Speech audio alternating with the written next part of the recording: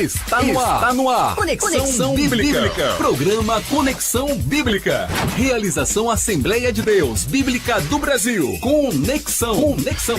Apresentação: Pastor Bené Brito.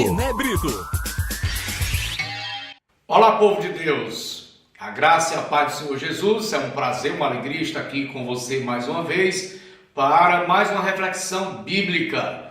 Desta vez no livro do profeta Isaías, capítulo 55, a partir do versículo 8. Porque os meus pensamentos não são os vossos pensamentos, nem os meus caminhos, os vossos caminhos, diz o Senhor. Porque assim como os céus é mais alto do que a terra, assim os meus caminhos mais alto do que os vossos caminhos, e os meus pensamentos mais alto do que os vossos pensamentos. Essa palavra tem como tema aqui os caminhos de Deus e os caminhos dos homens, ou os pensamentos de Deus e os pensamentos dos homens. A humanidade tem tido uma dificuldade para entender a vontade de Deus. E Deus tem tido dificuldade, vamos dizer assim, de fazer com que o homem entenda a sua vontade, compreenda a sua linguagem, compreenda os seus planos, a sua vontade.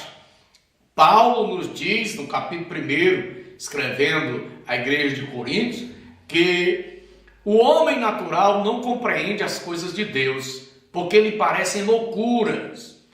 E na verdade não pode entender porque elas se discernem só sendo espiritual. Só quem é espiritual é quem consegue compreender as coisas de Deus. Mas uma coisa nós sabemos, que os pensamentos de Deus são mais altos do que os nossos. E o que Deus quer dizer com isso? Que nós devemos abrir mão dos nossos conceitos, das nossas ideologias, de nossos sonhos pequenos, para receber o plano de Deus, a vontade de Deus, os grandes sonhos de Deus para a vida do homem. O homem tem sido teimoso, renitente e tem pagado o preço pela sua desobediência.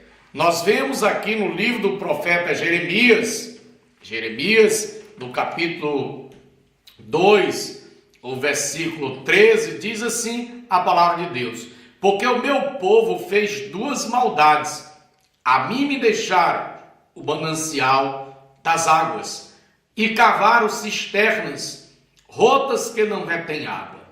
Imagine como realmente o homem tem falta de sabedoria, como o homem tem errado, quando o próprio Deus diz: o meu povo fez duas maldades. A primeira, deixar Deus, deixar o plano de Deus, deixar de ser protegido, guiado, amado. E a palavra do Senhor nos diz que Ele é o manancial das águas, que Ele é a fonte. Mas o homem fez a segunda loucura. A primeira foi deixar Deus. A segunda é cavar uma cisterna rota, que não pode reter água, que não pode manter a água. O Senhor é a água da vida. O Senhor é a fonte que nos sacia.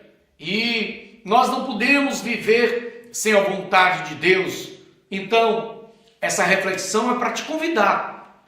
Você crer no Senhor, você entregar a sua vida a Deus, você ser espiritual, orar, buscar em Deus a palavra do Senhor para te orientar, para te guiar. A palavra do Senhor, ela é luz para o nosso caminho, ela é alimento para a nossa vida. Nem só de pão viverá o homem, mas de toda a palavra que sai da boca de Deus. É por isso que Isaías diz: deixa o homem maligno os seus pensamentos, deixa o homem maligno os seus caminhos e converta-se ao Senhor. O problema é que, como diz Salomão, tem caminho que aos olhos do homem parece ser direito, mas o final é caminho de morte, é apenas ilusão, é apenas cilada. Deus é o caminho. Jesus disse: eu sou o caminho, a verdade e a vida. Ninguém vai ao Pai se não for por mim. O homem é um ser tão pequeno, tão limitado, tão frágil, que precisa tanto da ajuda de Deus, precisa tanto da sua misericórdia.